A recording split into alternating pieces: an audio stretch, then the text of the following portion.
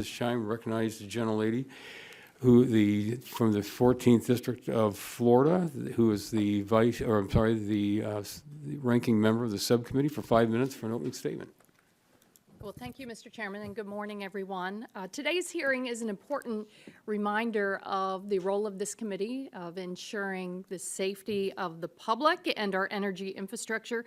Congress created the Pipeline and Hazardous Materials Safety Administration in 2004. And we charged it with ensuring the safety of nearly 3.3 million miles of pipelines across the country. Now, pipelines can be dangerous. There are many hundreds of pipeline safety incidents every year, many that result in death and injury. That's why PHMSA's work in setting safety standards and inspecting interstate pipelines is critical.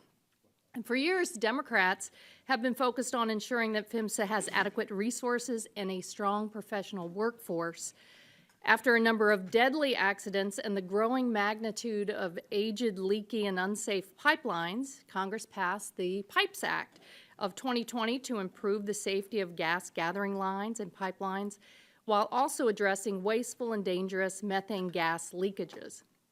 Congress followed on in 2021 in the Infrastructure Investment and Jobs Act and allocated $1 billion over 5 years for natural gas distribution infrastructure safety and modernization grants to help replace leak-prone pipelines. I noticed in your opening, Mr. Chairman, you said the Trump administration is recommitted to safety. Oh, no. To the contrary, the Trump administration has halted those safety and modernization grants earlier this year.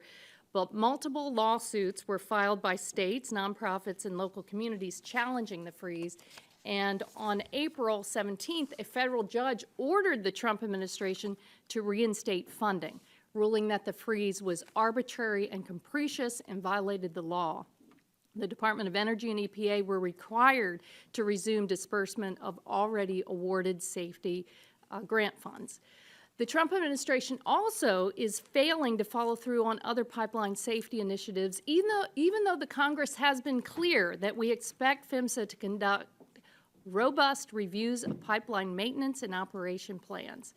When Congress reauthorized PHMSA's Office of Pipeline Safety in the Bipartisan Pipes Act, we require PHMSA to consider protection of the environment when reviewing proposed safety rules, including methane pollution leak detection. The former administration completed a final leak detection rule, but President Trump arbitrarily demanded that PHMSA withdraw it. That's not smart. Climate risk, cost, and harms are growing in severity, and PHMSA's work is only becoming more important. Climate-fueled extreme weather events can cause pipeline leaks and explosions, especially in high-risk states like Texas and Louisiana. We must ensure that all impacts are considered in siting, design, repair, and maintenance of oil and gas infrastructure, including pipelines. Unfortunately, rather than follow the law mandated by Congress, the Trump administration's PHMSA is taking a laissez-faire approach to pipeline safety, and this is dangerous and costly. To add insult to injury, the Trump administration has gutted PHMSA over the past 7 months. Enforcement actions by the agency are at record lows, just 5 cases in the first 3 months of this year, compared to 66 cases during the same time period in 2017. And get this, more than half of the agency's senior leadership has left. We're seeing this kind of sabotage over and over again from the Trump administration, and it's really putting Americans at risk.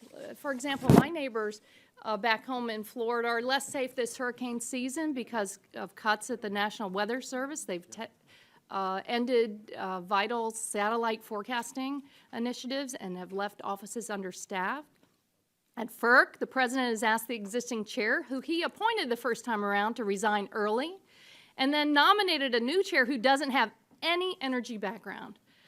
These actions jeopardize FERC's independence and make our energy systems less safe.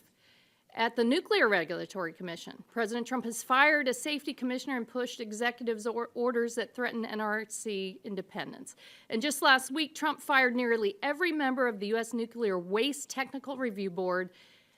So at every opportunity that Trump is cutting corners with safety and undermining energy agency independence. And Folks, this is not normal, and I urge my Republican colleagues on this committee to stand up to this reckless gutting of independent agency experts and abdication of the laws that keep us safe. Americans want safe and affordable energy, but we know we're going to be grappling with the higher cost of the big, ugly bill. I hope we can talk a little bit about that today. Mr. Chairman, hope springs eternal. Nevertheless, this could be the start of a good bipartisan dialogue to reauthorize pipeline safety and address some of the issues in this committee. So thank you very much, and I yield back. Thank you, the gentleman.